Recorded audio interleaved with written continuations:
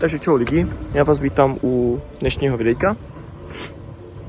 Jo, takhle ze startu bych chtěl říct, že to je jakoby oficiálně druhý vlog na kanále Ostravaci na tripu. A chtěl bych říct, že chápu, že první videjko na YouTube, jakoby rádoby vlog na YouTube, byl hodně špatný, ale co se dá dělat, holt chybama se člověk učí. Dneska nám krásně svítí sluníčko, takže doufám, že takhle podrží celý den počasí, že bude dobře, protože s panem Davídkem jedeme do skateparku, jedeme do Hlučína na skate, lomeno potom odpoledne asi nějaký streetek, když tak po případě nějaký jiný skatepark. Uvidím, jak to dopadne ještě. Takže si dneska užijte dnešní video, dnešní pojezd, já už to nebudu nadál odkecavat. Takže zatím.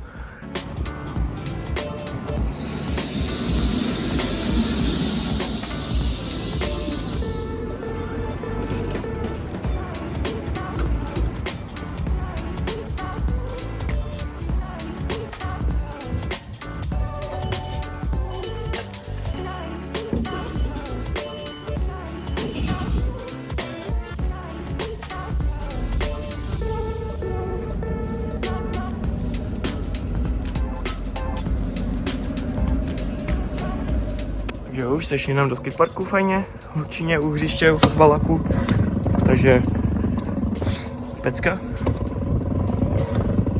Tak uvidíme, co dneska budou padat za bangry.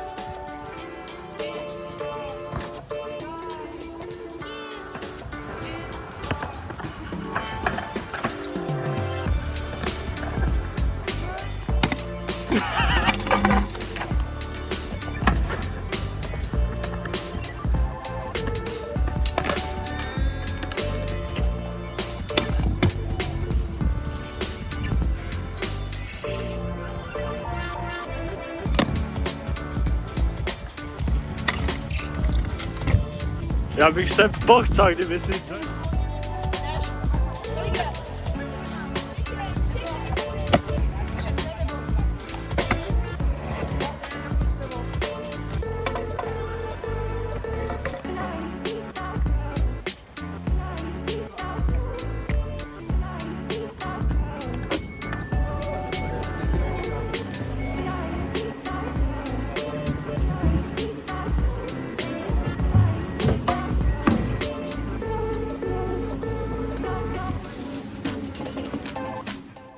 Takže jo, teď jsem dorazil domů, právě je 18:03, takže krásný čas.